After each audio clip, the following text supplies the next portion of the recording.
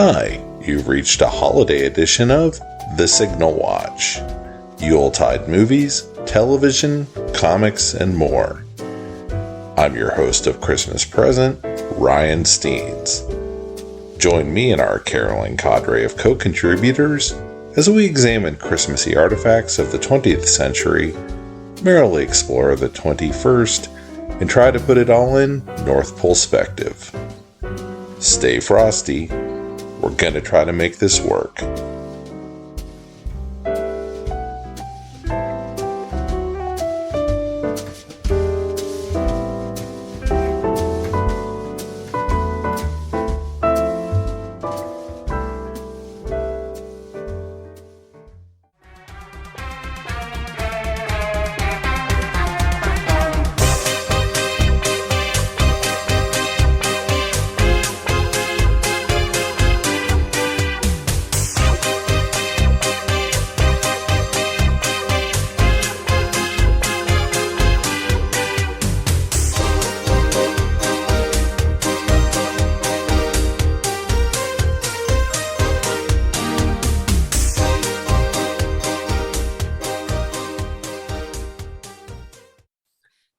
Hey everybody, and welcome to the Signal Watch podcast. Ho ho ho, and happy holidays!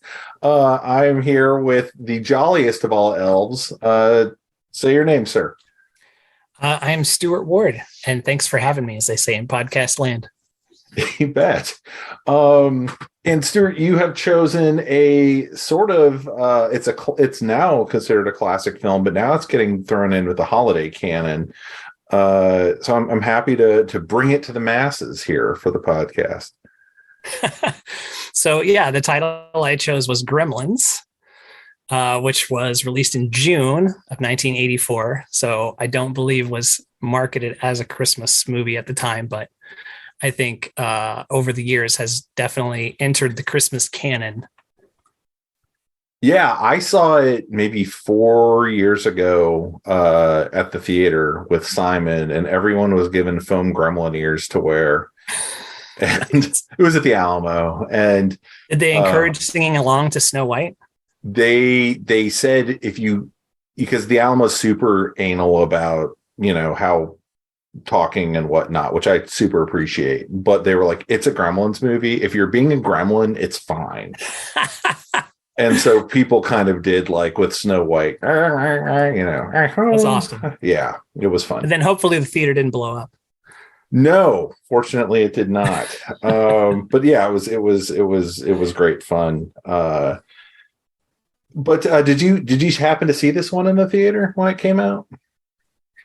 I did. It was during a time when I was usually overseas, but I was visiting my dad in the States, and so he took me to see Gremlins and Ghostbusters, which both came out the same weekend, my God, what a wonderful week of cinema that was, right?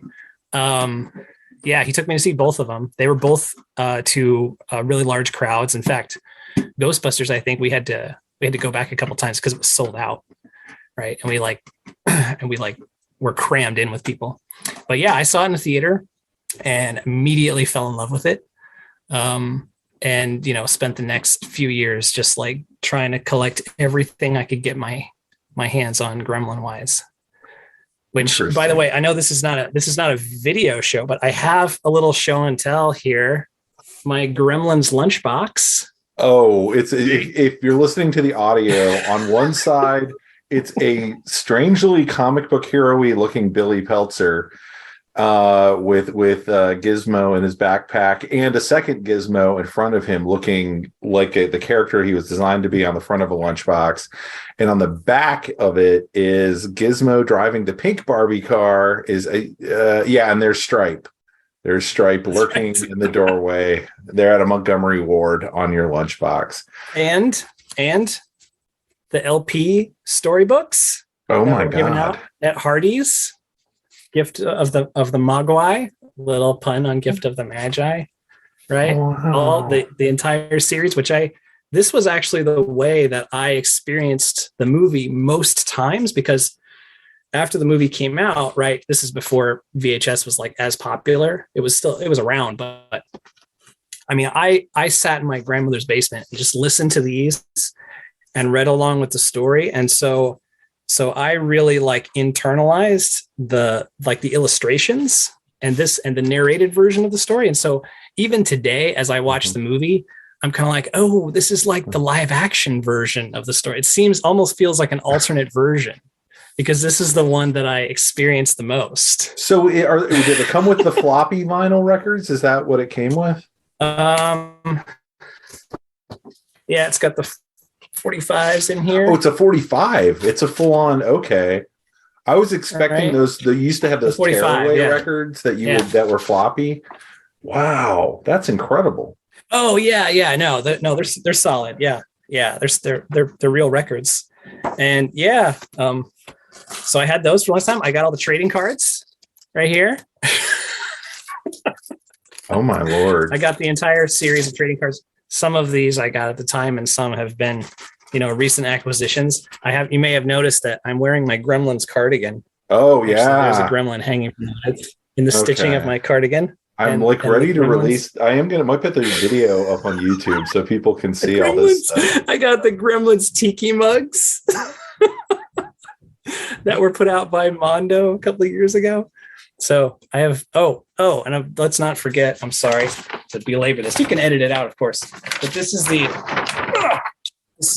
lobby poster. Right. Yeah. The famous hands on the box. Right. With Gizmo kind of his fingers coming out. Yeah. But it's basically a big close up on Billy's jeans there.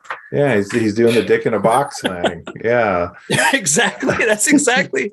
And then, of course, the Mad Magazine issue. I'd never seen that. Oh, that's awesome. Oh yeah. Yeah. It's an Alfred E. Newmanized Gizmo. Yep, that's awesome. That's right. And really good illustration. Oh yeah. Yeah. Well, as is usually the case for Mad Magazine covers. That's my show. That's the extent of my show and tell. I just wanted to, I was a little excited, just to establish my bona fides as a basically lifelong Gremlins fan. Yeah, I can't say I did exactly the same. I was excited. I remembered the movie was coming. I probably knew more about it than I knew about Ghostbusters when the two movies were both coming out.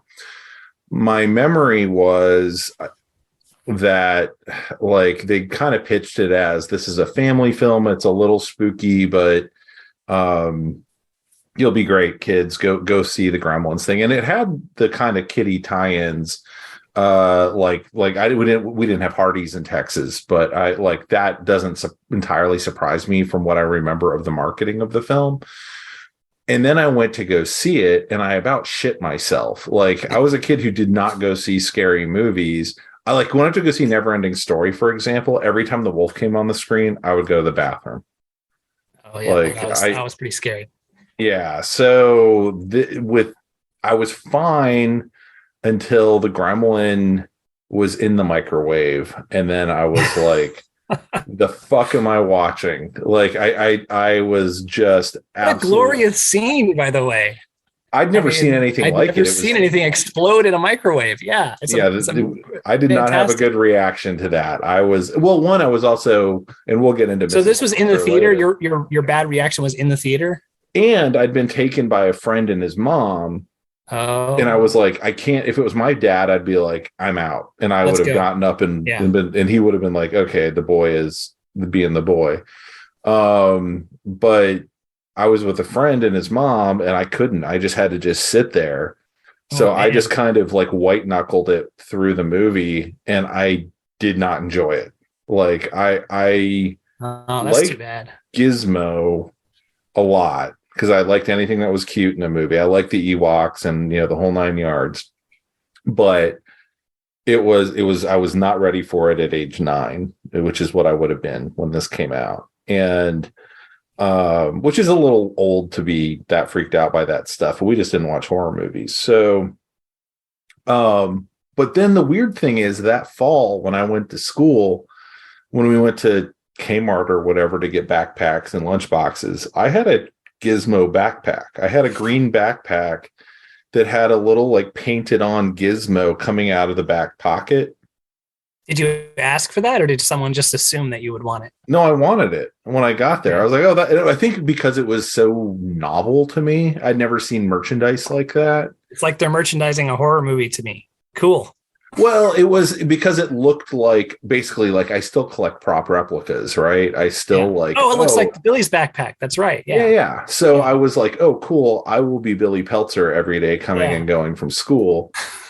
Whether I liked the movie or not, I got it. And I think that was how I started to get an affection for it. And then like there were dolls, and I had a Gizmo doll that like if you turned it back and forth, it had a little thing in it that made like weird squeaky noises.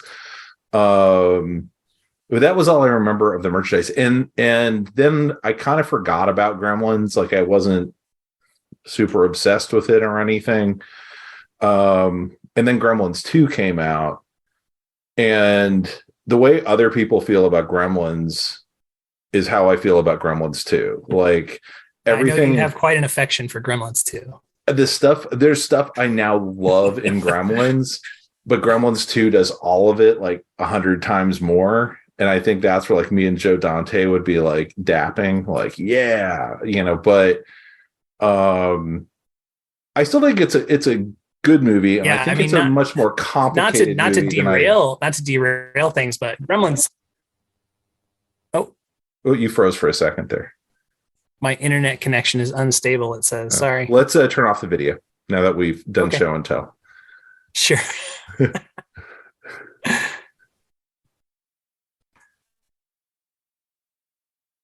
This is the patented way Simon and I keep his totally shitty internet connection from dropping out every time. Is that better? We'll see. Usually it helps a lot because you're not pushing so much data. Gotcha.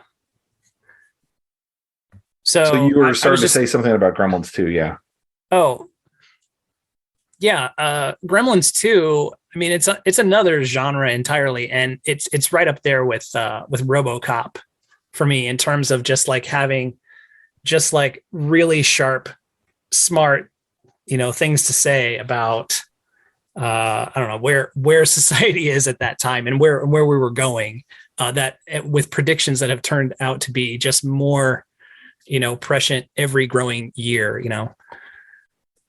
Yeah, I mean, I don't. This isn't a Gremlins 2 podcast. I guess we'll return and do that at some point, and we can talk about how weirded out I get about Greta Gremlin. But should we do the synopsis of Gremlins? We have to. I am legally bound to do so because we are sponsored by South Coast Media, the folks who you want to go to if you're on the Texas coast or anywhere in the continental United States or beyond. And you need media created of any kind, hit up that Mike Bell, hit that bell, and he will make your video or other media for you. All right. What is the plot of Gremlins? Okay. So Gremlins is about a young man who gets a cute little furry creature as a Christmas gift. And the creature comes with very strict rules for its care, and the rules are not followed. And as a result, this cute little innocent creature, through no fault of its own, ends up spawning a legion of little green monsters that wreak havoc on a small town on Christmas. How's that? I think that's very accurate. Did you ever read the novelization, by the way? I did not read the novelization, no. So I read it somehow, whether it was, sitting around or at the library or whatever. I read the first like page or 3, and it actually starts with the implication that Gizmo was from outer space. Really? And like sent here as like not quite a refugee, but there's definitely the implication that he was a bioweapon of some kind. Wow. Yeah. And is he aware that he's a bioweapon? Is he like Iron Giant where he's like trying to reform? I think so. I think that's why he's like, I don't want to get wet. Huh. Like he's one of the ones who's aware of, like, he's not going to be malicious. Right. I did notice that the gremlins themselves, or the Mogwai, were all aware of the rules, right? Nobody had to tell them. Yeah. And Gizmo, exercises admirable restraint, right? When offered food after midnight, he's like, nope. Whereas the other gremlins, the wicked gremlins, are all like actively seeking out water and stuff like that, and they're actively trying to get, trying to transform and those things. Yeah, it's there's a lot going on in Gremlins, maybe too much, I would argue. You'd said something to me earlier today about how it was something or other of American cinema.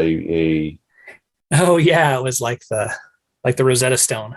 Yeah. Rosetta Stone of American cinema. But it is in a really interesting way, because it's Joe Dante, because it's Christopher Columbus. Like, one, it's clearly supposed to be taking place in Bedford Falls. Oh yeah, absolutely. I was going to bring that up if you didn't. Yeah, because I mean, I was joking when I said that, but I also do think that it's clearly a purposeful deconstruction of It's a Wonderful Life specifically, and also just generally like the Rockwellian small town American nostalgia. 100%. Like they he works in a bank. There's a kind of Mr. Potter type and Mrs. Deagle, who's also some sort of invalid. And there's all these kind of hints that he's also the beleaguered guy working. It doesn't own it. It's not like it's the Bailey Savings and Loan, but they do kind of do this incredibly, by the way, the same thing of George does not jump in the river until way late in It's a Wonderful Life. The part where he sees what the world would be like without him is only about a third of the movie. And similarly, one of my biggest problems with Gremlins these days is, to me, that because I know everything that's coming, the first 45 minutes of this movie, and it really doesn't pivot until the 45-minute mark to be the, like, green Gremlins instead of Mogwai, to me feels really long. Like, they spend a lot of time going through, like, let's see every device Mr. Peltzer ever made, and watch how they screw up, and isn't it hilarious? And like by the fifth one, you're like, I get it. Like, I get that he can't build stuff well. The devices get a little, those jokes are maybe a little thin. And the one joke that still gets me every time, even though I know it's coming, is the swords on the wall that fall every time someone, enters the doorway, which is like the first thing I thought of in film class when they were talking about plant and payoff, right? they go to the trouble to make sure there are swords on the wall, right? By having them fall off every time someone comes to the door. Chekhov's, exactly. Yeah. So that when it comes time that he needs a weapon, you're like, oh, hey, there's a sword on the wall. Yeah. But yeah, I think that Kingston Falls is totally like Bedford Falls, but the Reagan's America version, right? Because you've got the mean old, rich person who's gleefully kicking people out of their homes on Christmas. You've got the 80s yuppie, played by Judge Reinhold, and everyone else is either unemployed or underemployed in like a dead-end job or a service, job where they're miserable. The only opportunities are, bank teller or waitress. The only small business owner we know about is going out of business, right? The owner of Dory's Pub. Mm-hmm. And even like Billy's father, you get a kind of a sense of him that, he's they talk about, at the bank, they've heard his excuses for years. His inventions don't work.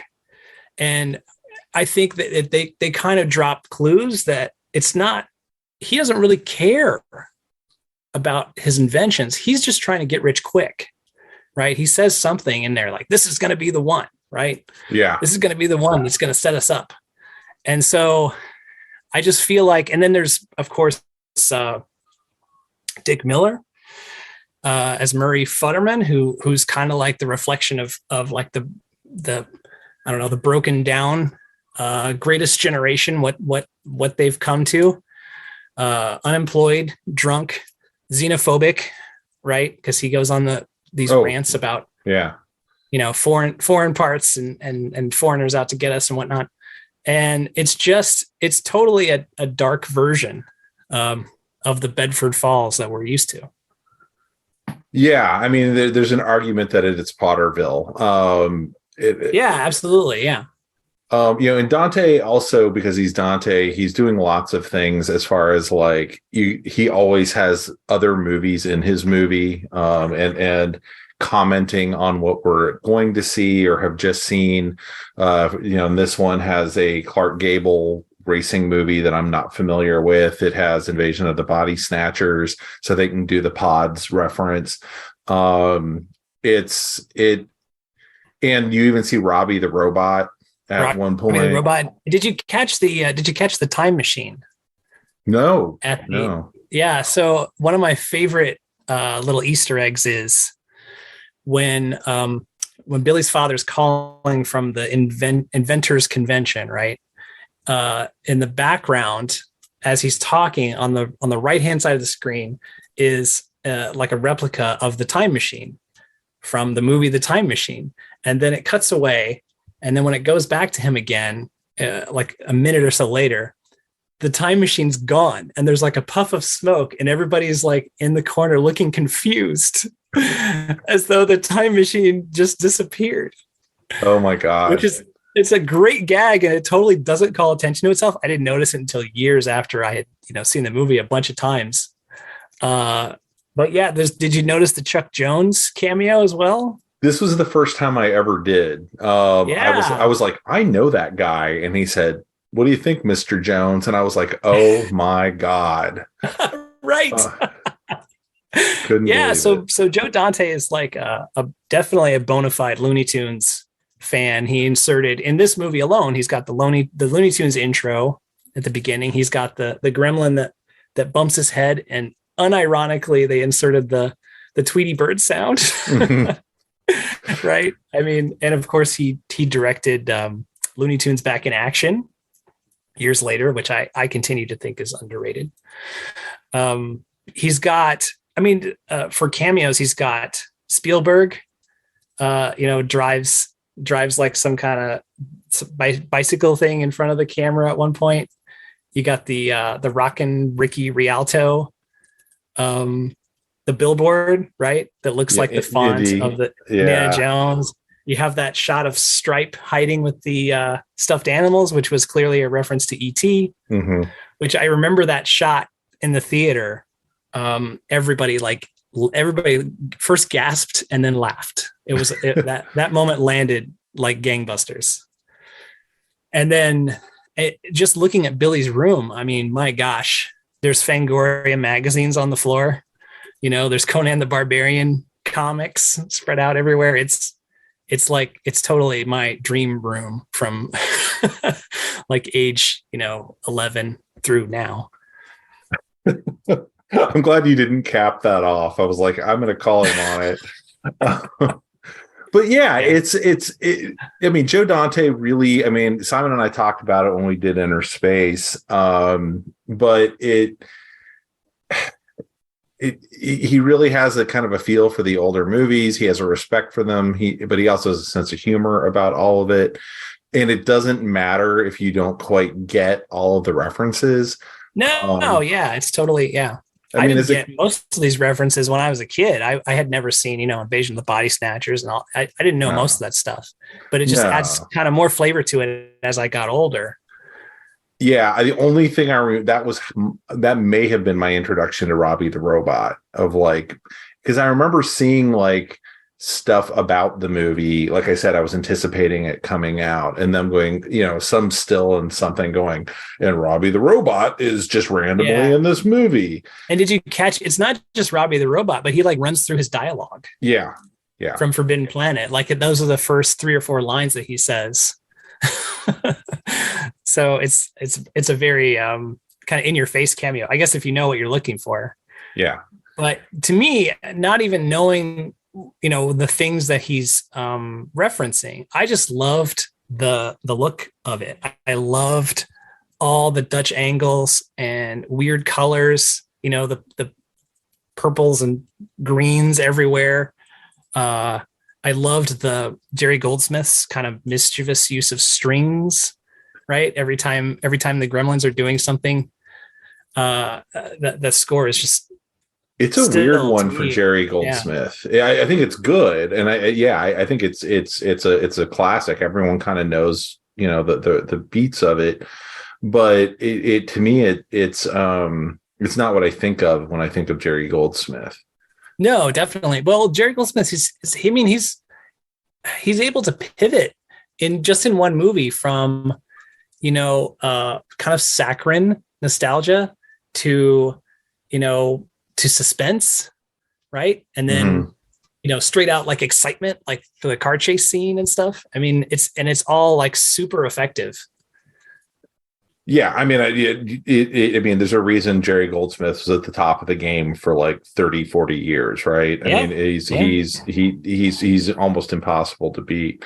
There's some stuff in it that, as far as like the characters and kind of like that I don't entirely get what happened with the script, or if there was just so much shot that they had to really trim it down, because it's not a long movie. It's not like you're watching a 3-hour Gremlins movie, but like they spend all this time setting up Judge Reinhold's character, and now you're watching it, you're like, well, that guy's gonna get it later, and he just never reappears. I had read at some point that they shot, or they had written more stuff, either shot or written more stuff with Judge Reinhold or his character rather, and that a lot of that stuff was trimmed down, and they reassigned the dialogue to Phoebe Cates because they just wanted more. Like they wanted, the two romantic leads on screen together more. And honestly, I kind of think that's a good decision, because I don't really like when movies spend a lot of time on, especially, I mean, a movie like this, where it's supposed to be a comedy, it's supposed to be kind of light fare, and you spend a lot of time with really unlikable characters. Like, even if they're doing a good job, portraying someone who's smarmy and stuff, I just don't enjoy being with them. I'd rather be with more fun, more relatable, more likable characters. Yeah, it's just kind of, I mean, they spend, the minute or two of him talking about his new apartment, and I've got cable, baby, and all this stuff. And kind of the same thing for Corey Feldman. Like he shows up in like 4 scenes at the beginning. He's bears witness and does not care about the magic of science that's happening in front of him. He's like, yeah, that's neat. No, I said it was neat. Why do you keep asking me about it, Billy? He was covering for the fact that he was scared. Sure. Just like you in the movie theater, he's like, yeah, it's fine. I'm going to be over here. But I think that I had read, another thing I had read is that they originally had written the character of Billy to be younger. Right. And so it wasn't as weird that he was hanging out with like a 12-year-old. Yeah. And that, frankly, like, if you live next to a kid, you just kind of know once they're into your stuff, they're going to just be like, nothing about that scene even now seemed weird to me. There's always that kind of like cool older kid. Yeah. I put cool in quotes there, right? Cool in a D&D sense, but not, in the real world sense. Yeah. It's probably the one person who appreciates his comics and his drawing and all that stuff in any kind of real way. But he was also kind of a stand-in for the audience, I thought. Corey Feldman was. He was there to give you those reaction shots of like, wow, this is cool, or wow, this is scary, or whatever. Yeah, it did make me wonder, and I have no basis for thinking this, that the last scene, like, or maybe more of the scenes around town originally had more of like, there's a pack of people who've come together, and it's not just Billy and, I'm sorry, I forgot Phoebe Cates' character's name.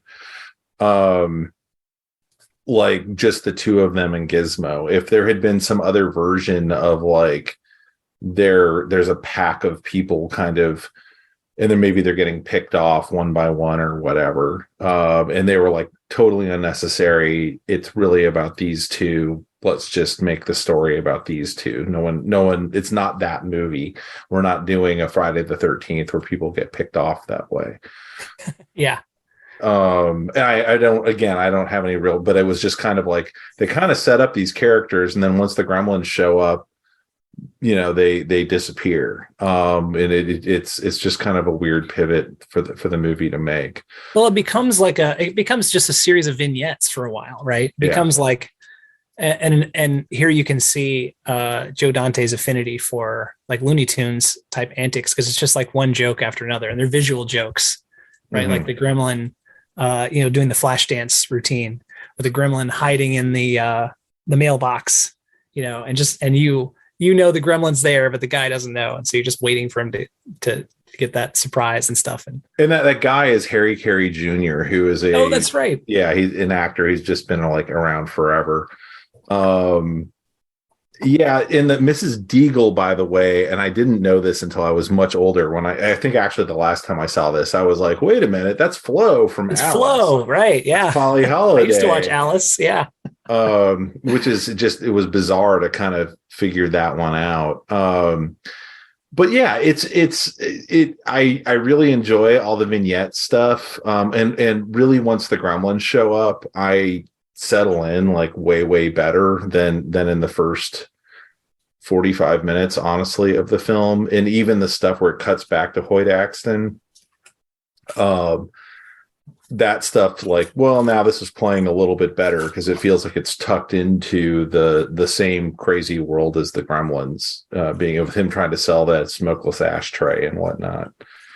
I always kind of felt like Mrs. Deagle having it out for Billy's dog was kind of a stealth, like Wizard of Oz reference. I don't think it's stealth at all. I mean, not that stealth, I guess. But. Yeah, I mean, little dog. I mean, this is why I want to say it's like this, symbiosis of all American cinema, kind of up to this point, and squishing it together. I completely agree. So, not that there haven't been other horror comedies, but there's been few horror comedies that are as successful as this one. And I remember I've worked in various video stores, and I've seen Gremlins put in different categories a lot. Yeah. And it seems like you can make a pretty good argument for putting Gremlins in comedy, and you can make a pretty good argument for putting it in horror, right? And either one seems fine. It did spawn a lot of horror copycats, right? Your critters and your ghoulies, a whole bunch of trolls. I think even like those tiny little demons from The Gate kind of reminded me of them. Well, I mean, at the end of the day, I think if you really get, Leprechaun was one gremlin running around, right? Right. Munchies. Jesus. Right. Yeah. If you weren't around in the 80s to walk around a video store, like whether you would ever watch these movies or not, like every video store in the United States had all of these knockoffs of Gremlins. But you'd always be like, I'm just going to rent Gremlins. Exactly. Yeah. So I would, if I owned a video store, I would buy like 3 copies. I would have had one in comedy, one in horror, and then like one in holiday movies or something. Right. But the thing is, it never was. I mean, it's kind of like Die Hard in that sense that it was never really perceived as a Christmas movie for this first few years of its life, even as it was popular. And even as it takes place at Christmas, people knew it took place at Christmas, but nobody really would perceive it as a Christmas movie or include it on their list of Christmas movies. And that only started to happen when, I guess people got older and started seeing it more and more and started watching it on Christmas. But I think, like, looking back, it is a Christmas movie, even though it was released in June. I think it has kind of a lot to say about Christmas, because like the whole thing, everything that happens stems from a Christmas gift, right? And it's a bad gift. It's not, it's the motivation for the gift is bad, right? Because you kind of feel like the dad is this sort of absentee father who is trying to make up for his not being around by getting, an extravagant gift from his travels. Like, look, it's okay that I'm not here because I got you this exotic gift, right? Oh, he's And desperate. then, He drops $400, which in today's dollars would be like $800, yeah, $1,000, something. Yeah. it's totally motivated by guilt. And not only that, but the way he gets it is bad. He basically steals it. I mean, he buys it from someone who's not authorized to sell it, right? Yeah. And it turns out that the old Chinese man, Ki Luke, who refuses to sell it to him, is entirely correct in his reasoning for why he shouldn't have it. And so I feel like it's the same way that the movie is like a corruption of the classic American small town nostalgia, like that. What happens is also a corruption of, say, Christmas gift giving, right? Yeah, And 100%. I think that's really astute. Yeah. And the Gremlins themselves, they kind of feel like little consumers run amok, right? Because they do all the things, they want to go to the bar and drink, and then they want to go to the movies, right? And then they want to go to the department store and just run amok among all the consumer goods and use all the things. And it kind of, especially when Billy is being stalked or in the department store, or maybe he's stalking. It's not clear which one is in control there. It kind of gave me the same kind of vibes as like Dawn of the Dead, where, it feels like why are they doing all these things? They're doing them because it's just an impulse. It's just what they do, right? The same way that the zombies in Dawn of the Dead just go to the mall because that's what they do. Yeah, no, I think that's absolutely correct.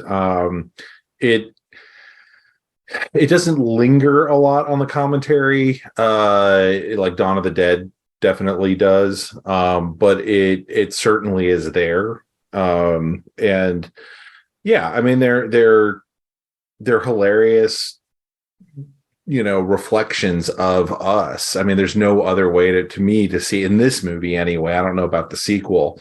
But in this one, all of the things they're doing are showing us back ourselves as these, horrible little, things. We have this phrase now. It was just entered as the word of the year or phrase of the year or something, and it's goblin mode. I love that, by the way. I had not heard that until that news story came out, and then I had to look up what it meant, and it's amazing. And every time I've heard goblin mode, I think of the scene in the bar. Right. I've always I know it's Goblin and not Gremlins, but I'm like, what they're describing to me is the chaos of the bar scene here, which when I was a kid, after the horror of the kitchen sequence, that I was not on board with, because it goes so cartoony in the bar, I was totally back on board with the movie at that point, or more back on board.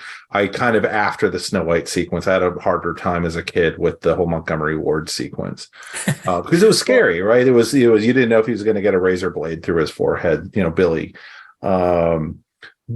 But yeah, it's I think it's a lot of it, all of it's played for Looney Tunes style humor, but I mean, there's seeing the they're not like, oh, this is what these specific social things are that are going on in it, but it's all recognizable instantly from iconographic sort of depictions. Yeah. Yeah, I mean, the movie it starts to kind of lecture us at the end, right? When the old man comes back and reclaims Gizmo. But I think you're right. It's not, the movie's trying to be fun. Mm-hmm. It's not trying to lecture us. But I do think that the Gremlins are supposed to be like our greed, our selfishness, our irresponsibility, that ends up ruining Christmas and ruining small town, America.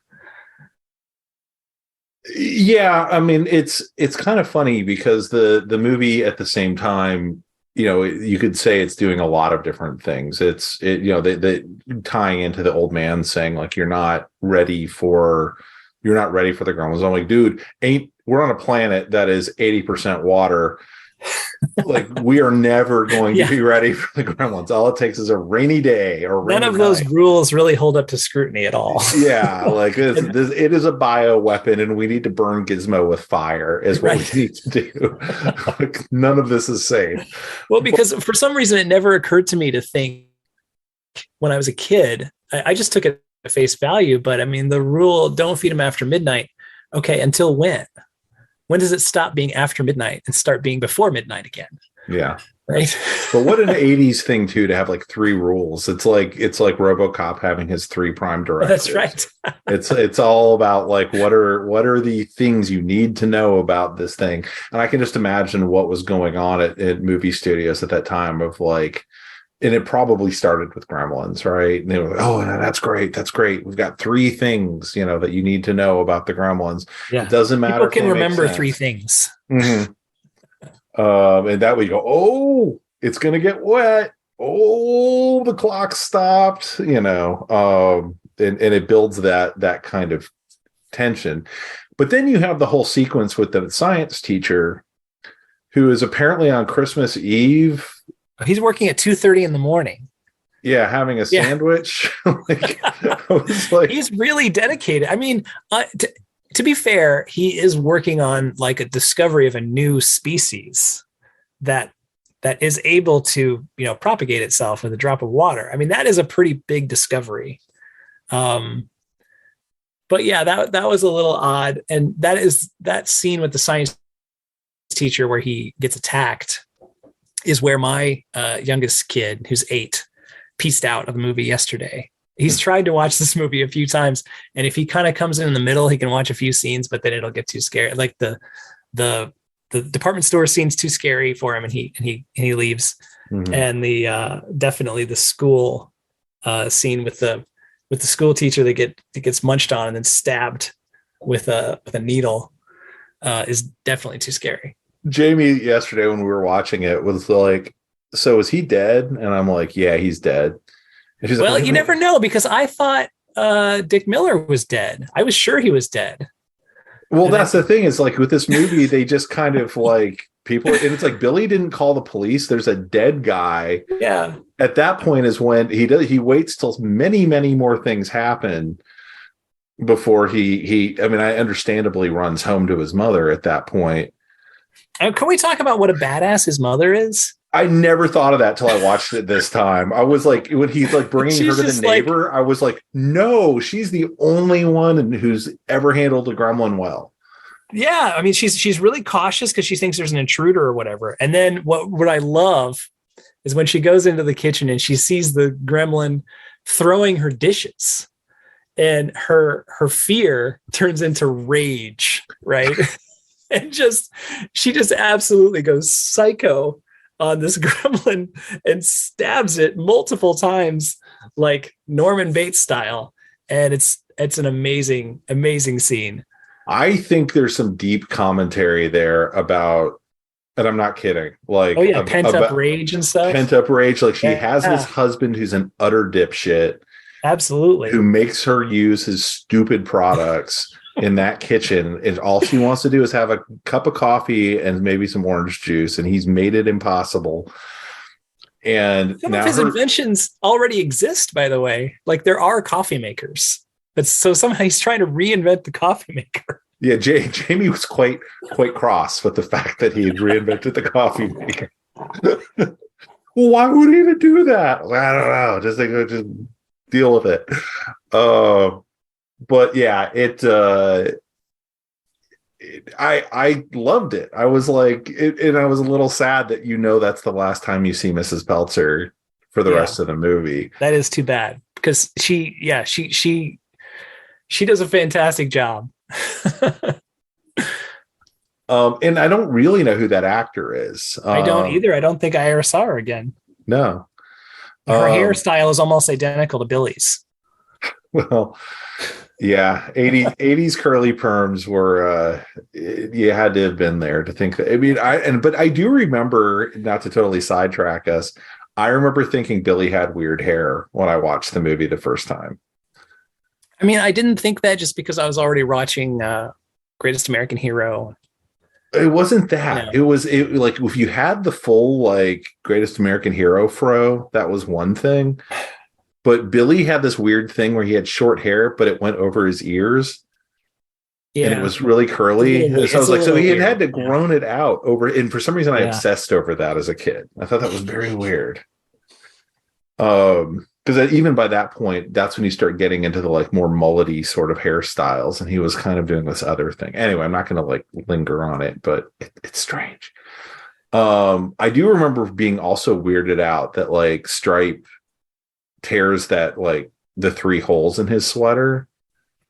And as a kid, I remember thinking that looked like it hurt so much. And so every time Billy turned towards the camera and you saw the 3 holes in his sweater and the little drop of blood, I remember just being like, oh, like shiver up my spine. Of Stripe, voiced by the inimitable Frank Welker, by the way. And Howie Mandel did Gizmo. And a voice he almost copies for Bobby's World, I think. Mm-hmm. Yeah, that's how I found out. I was like, Bobby sure sounds right. like You're Gizmo. like, hey, Bobby sounds a lot like Gizmo. Yeah. Yeah. But I thought Stripe was really smart, sometimes too smart. The Gremlins a lot of times are like, how do they know how this technology works? They know it better than we do. They know it enough to like use it against us. And they were just born like 5 hours ago, right? Yeah, I mean, but I love that's part of what I love about when the Gremlins are like full tilt. I mean, even the bit where Stripe jumps into the pool and he holds his nose. Yeah.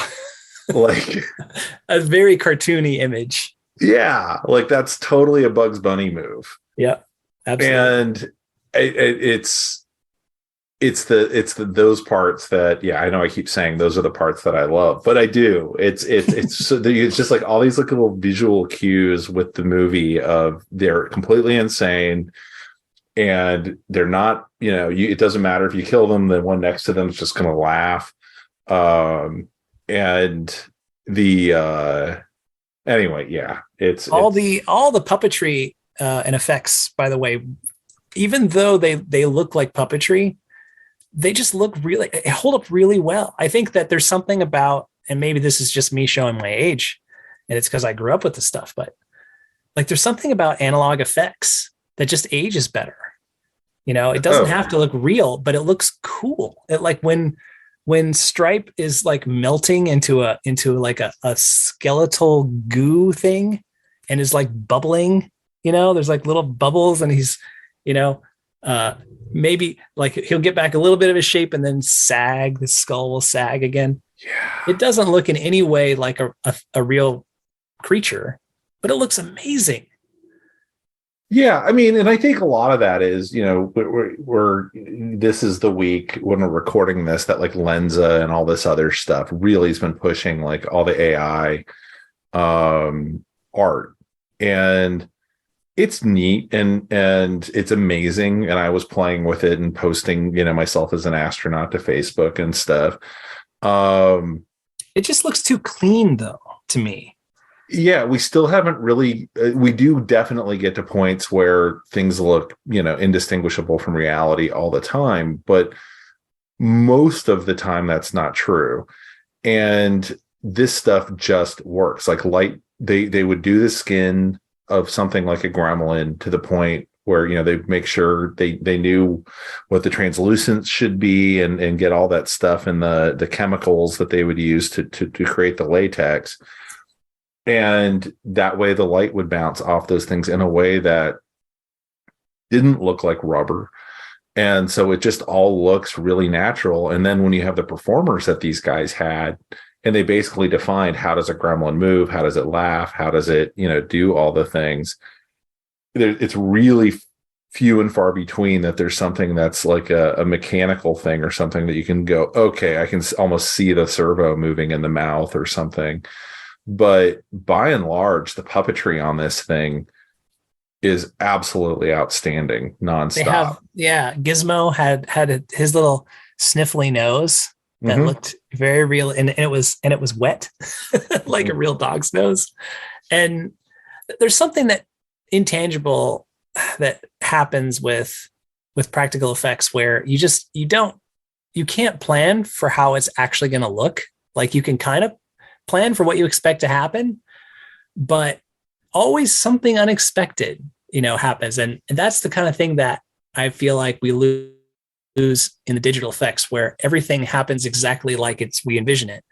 And we lose those little moments that we wouldn't have expected, those little either improvised or unknown factors that come in, the bubbling of the skin and things like that. Just, it has such a great texture to it that, again, even though it doesn't look real, it looks really cool.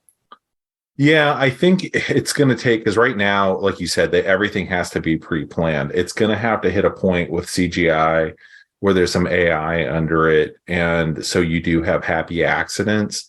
Right now, I think like the generation that's making the CGI remembers the practical stuff. So they kind of know where the bar is. Like, oh, we're going to create a melting monster. Well, let's review the scene from Gremlins where Stripe melts. So we have some idea of what that should look like. That's still happening. At some point, you're going to hit a generation that doesn't remember, Gremlins very well, or have that reference. But, you kind of hope there'll be some AI under it to kind of inform it of like, well, here are the parameters of what's happening. And yes, there's air under it and blah, blah, blah. So something bubbles. We're saying this too, like a week or so before the release of Avatar 2, which is going to bring back, multi-billion-dollar 3D high frame rate movies into the consciousness. So I don't know if it's going my way. I feel like, I'm like old man yelling at cloud at this point, Yeah, I mean, yes and no. And one of the things that I find really interesting is like when you watch, clearly there's been some Star Wars, when they made the new ones and with the TV shows, they make a lot of things practically for the show. It just works better. And like even that, so it's bled into like Marvel doing stuff with like when they did Werewolf by Night, almost everything was practical and then CGI enhanced.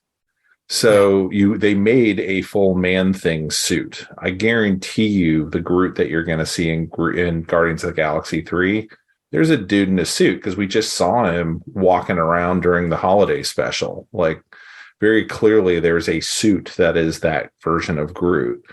That's not all CGI. There was CGI with his hands and with his eyes, but whenever he was in a background shot, it looked like a entertainer at Disney World or something. He did look very bulky to me. Yeah, I mean, it's I hope that they continue to do those things to enhance the movies until AI can pretty much take over. But at that point, there's not going to be any difference between what a movie is versus what like a cartoon is, what's fully animated. And I'm well aware. We've been reading articles about how Marilyn Monroe will be back in movies and as a CGI character for 30 years. We've been calling movies like The Lion King remake live action just because it looks realistic, right? But it's really animation. Yeah. But what do you think? I know that there's a line in the movie. Hoyt Axton says something like, this is going to be the new thing, right? There's going to be, we'll call it the Peltzer pet. There's going to be one in every household in America. And that kind of happened. And even it had like remarkable staying power to the point where it seems like every year, maybe it fell away for a while, but every year it feels like I see more, new merchandising for this movie at Halloween. I see new, costumes at Halloween and like maybe a whole end cap devoted to it at the Spirit Halloween store. And then at Christmas, there's now, you can get a Gremlins advent calendar, right? You can get, board games, you can get new plush toys, all kinds of stuff. It seems like it's really hit the nostalgia sweet spot. Yeah, absolutely. I mean, Gizmo was always designed to be something kids would want to, I mean, just like Grogu. Grogu and Gizmo are the same thing, which was the criticism of Grogu when he first showed up. He's bald Gizmo. He's bald Gizmo, yeah. And it hits us at a very primal level of it's something with giant eyes, big ears, big head. It's something we innately find very cute. I mean, I totally, had the backpack and the doll as a, 9-year-old. And that was always part of the intention. I mean, you still have the 6 or 7 books and records of that. They were aiming at kids. And when you get people as kids and get that brand loyalty, people now tend to carry that stuff with them far further than people did of our parents' generation. I mean, our parents kind of looked at that stuff ironically in a way that we do not. So yeah, I mean, it definitely has the thing of him wanting to. I find that the Peltzer pet thing that chilling because it's the horror movie line of the person who doesn't know what they're saying, who has just described how things are going to get infinitely worse if things don't get contained, right? Yeah, it's like the Audrey 2 in every household. 100%. Yeah. Yeah. And Hoyt Axton's such an interesting. I don't have any idea why they cast him in that role, and that's another thing I remember from the promotional materials was going, "We got Hoyt Axton for this," and I was like, "He's great, though. His voiceover is great." Yeah. It's just the right amount of kind of like soothing dad voice and also kind of foreboding. Mm-hmm. Yeah. Here's the Christmas I really screwed the pooch. Right. Whoops. By the way, this is all my fault. Oh, the Peltzers are, if anyone were to track it back to them, we're going to have to go on the run. Like there's absolutely no question about that. And there is a 9-year-old Corey Feldman out there who could easily have been, witness number 1 to get these guys in trouble. There's a class action suit. Oh, 100%. I mean, it's that's not the movie and whatever, but it definitely struck me as, well, I'm not sure this is so much a humanity isn't ready as the Peltzers were not ready. Yeah. But it's it is kind of interesting to have something that's about bringing, like, can't think of anything immediately that's like about bringing something cute home, and it's such a huge freaking problem. It's just nothing immediately comes to mind, and they haven't really remade that idea that I can think of. There's probably something about like bringing a little puppy home, and turns out the puppy's a werewolf or something that I'm not aware of. Well, there's Chucky, right? Great example. Yeah. Okay. Yeah. Soon to be Megan, the AI best friend robot. Oh yeah, I'd forgotten about that trailer. Yeah. But yeah, I mean, it's kind of a thing. I mean, it's like, those, and Spielberg's kind of gone back to it a few times with like, the creepy toys that are operating by themselves, in Close Encounters, which they referenced, I feel like, in Gremlins. The clown in Poltergeist. Yeah. That's really, turns out to be sinister and watching you the whole time. So I think it's kind of a primal thing of like those things that are little and cute really are dangerous. Speaking of cute, Phoebe Cates has a speech in this film that comes out of nowhere, has nothing to do with anything else, and then they make fun of it in the sequel. They do. They really do. And so as I was watching this with my 8-year-old last night, who still firmly believes in Santa Claus, and I had forgotten that scene was coming until just a few minutes into the movie, and I thought, oh crap, I'm going to have to find some way to distract him or pause the movie or something so he doesn't see that scene, because yikes. It's almost like, as I remember watching it as a kid thinking, like I was waiting for the punchline, but then there never was one. It was an entirely self-serious scene about this girl or young woman reliving her trauma, but then the trauma is entirely ridiculous. Yeah. I don't know if it was supposed to be it doesn't feel at any point like it's funny. I mean, it's funny in retrospect. Oh, it feels unintentionally funny. Yeah, but in the moment, like it's totally not played for laughs. And Billy is, by the way, not really listening to her while she's going through this. He's like running around looking for a phone or something when she's doing the speech. And kind of at the end, he kind of is like, what? I'm not really sure what they were thinking with that scene, other than, thematically supporting the idea that, this is a world where, all of our dreams are shattered and our our illusions we're now living in a cynical version of a formerly, nostalgic world. Yeah. I mean, and it feels like it's imported from another movie. Just like it feels to me like I can see the movie where this is more apocalyptic and she's just really leaning into the theme of Christmas has gone sideways. But yeah, it could have been cut. That's to me the weirdest part. Like it totally could be cut. It wouldn't change the story at all. It's enough to just know that she's like, she's kind of cynical. She's not with the Christmas spirit and whatnot. Okay, that's fine. Yeah, it would have been way less mysterious to have her just say, I just don't like celebrating Christmas, which she says earlier with no explanation. Well, we know that she's kind of like a socially conscious, person. She volunteers her time to this failing business. So I think it's just a matter of, and she talks about how a lot of people are suicidal around Christmas. So I think that would have been enough to just establish that she's a very empathetic person. She realizes that people are in pain and that affects her. And that's all. Yeah. I don't know even how I feel about it because it's always been a part of the movie. It's one of those things that like, I think I was rewatching it in like 8th grade or something and was like, the hell is this?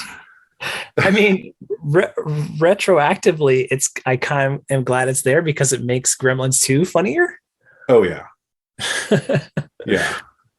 But yeah, I mean, you can tell that even the filmmakers themselves, because the same people who come back for the sequel, they realize that it's kind of ridiculous. And so, targeted that moment to make fun of themselves. Yeah. And I don't know if some suit was like, we've got to showcase Phoebe Cates, like give her a moment. Give her a dramatic moment. Yeah. Maybe it's one of those deals like where Harrison Ford, reportedly did the voiceover in Blade Runner, super over the top so that they would cut it out. And then they didn't end up cutting out. Maybe it's one of those things where somebody was like, give her this melodramatic speech. And so they just really overdid it in the hope that somebody would say, no, that's crap, cut it out. But then they did.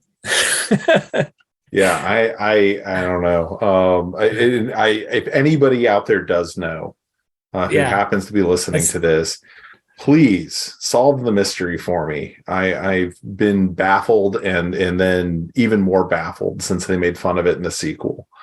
But yeah, it's the weirdest slog because then you go straight from there to the Snow White scene, right? Yep. Which is hilarious. It's a tonal whiplash. Totally. And definitely like infinitely memeable. I see like the animated GIFs of the Gremlins in the movie theater, right? Mm-hmm. It's like it's totally instantly recognizable representation of like a rowdy crowd at a movie theater. Yeah. But yeah, I mean, I'm trying to think if there's anything else. Like we didn't really talk about Mrs. Deagle getting hers too much, but you get the definitely like, oh, well, if you're going to kill someone on screen, she's definitely earned it.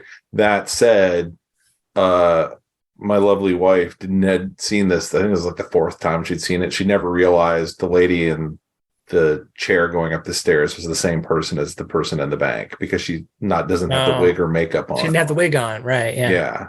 Actually, I think I was the same way as a kid. It took me a few viewings to realize that was the same person. Yeah, the thing that was Anyway, yeah, it was just funny. Jamie was like, all this that they killed this lady, and it's like there was just absolutely no setup for it. And I was like, well, it's the lady from the bank. Is like, it's just it's why did they all of a sudden introduce weird cat lady? Yeah, that was the first time I had ever seen one of those chairs that go upstairs, and I'd never seen one in real life. And to this day, I've only seen them like a couple of times, but I always in my head go back to that movie when I see them now. Yeah. So I see that there's a Gremlins animated show coming. Has been reported to be in the works, like coming to HBO Max. I believe you. Yeah, no, I mean, I've been reading about it. I'm a little bit stunned to hear that's true. That does not seem like let's do episodes of this sort of thing. Well, I mean, it feels like Warner Brothers has been kind of struggling to find, IP to compete with, Disney and things like that. Like, and Gremlins is definitely out there for the taking. So it feels like it could be, if it's done in a smart, self-aware satire kind of way, it could be pretty interesting in an animated form. I don't know what they're going to do. Obviously, I've just seen like a logo and stuff. But yeah, I'm kind of interested to see what happens with it. And it seems like it's gonna, if it continues, Gremlins will be a multi-generational thing, right? Mm-hmm. As it already kind of is, because it first comes from my generation. I know that I've passed it on to my kids, and I know it's similarly, other kids enjoy it. So I'm just imagining you in like the Jetsons future of like 2040, like 2045, sitting with your grandkids in a rocker, and the whole family's watching Gremlins together because it's Christmas. That warms the cockles of my heart. I'm going to talk about Gremlins the same way as Murray Futterman.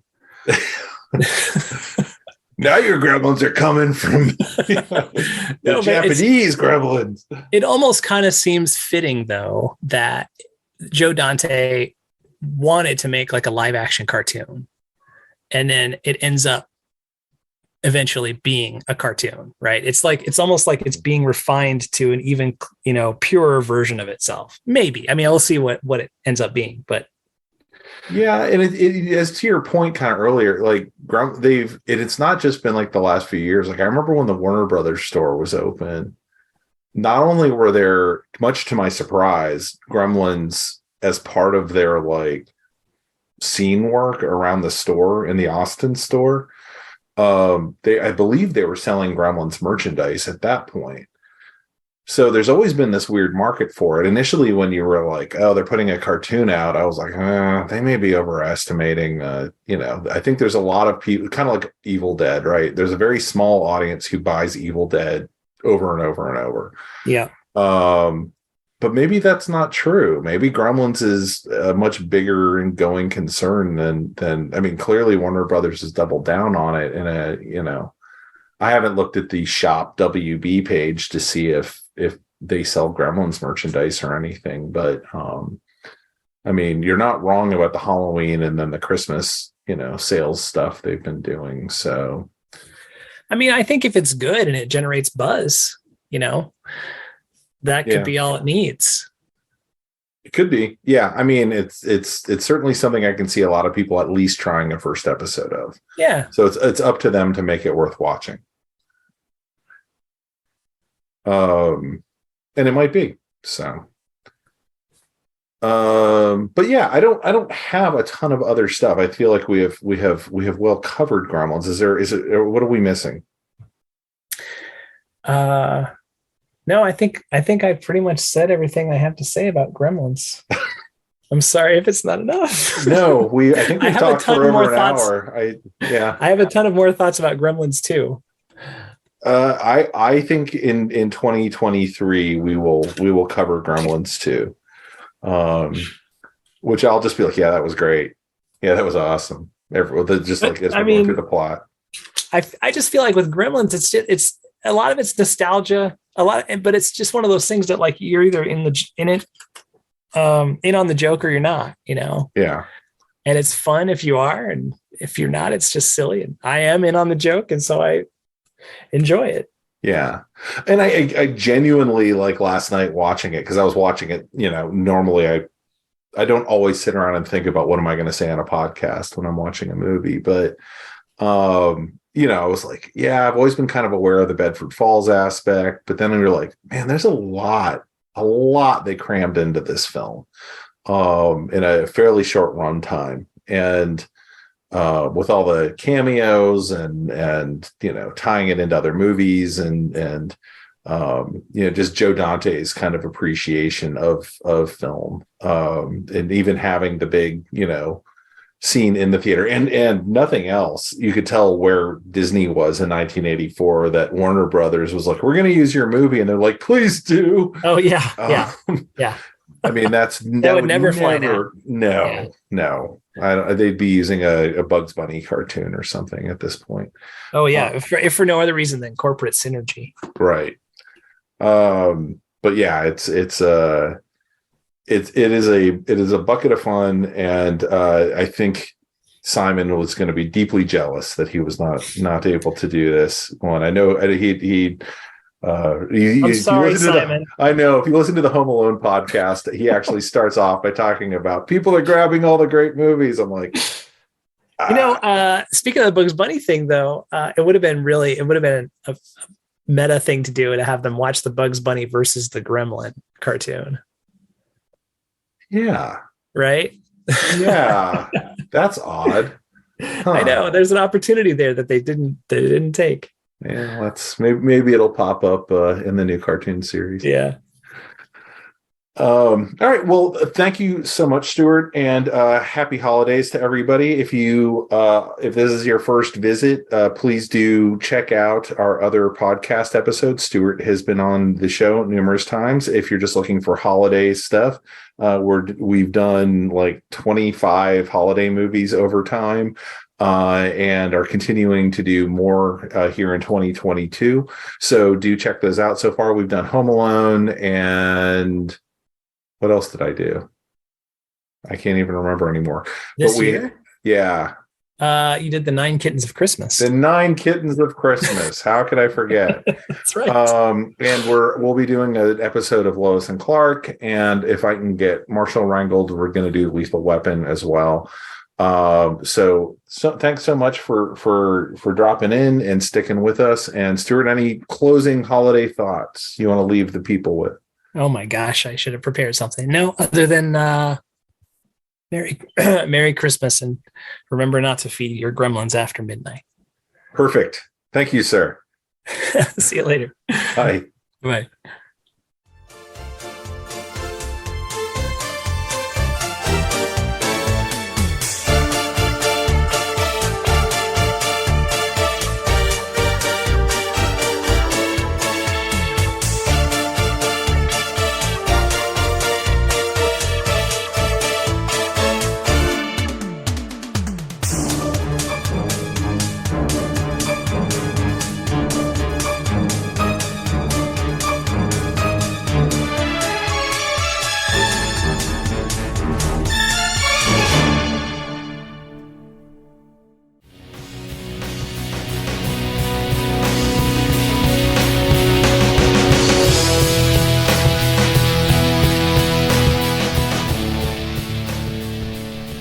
That about wraps it up for this edition of The Signal Watch, a production of the League of Melbotus.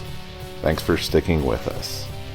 If you enjoyed the podcast, we invite you to drop on by the Signal Watch blog, where you'll find write-ups of a wide variety of movies and more. We'd love to hear from you, so find us online and let us know what you think. Whether you prefer email, blog comments, or social media, we'll be happy to hear from you. We'll be back soon with more exceedingly high-quality content. So, until next time, God damn it, babies, you've got to be kind.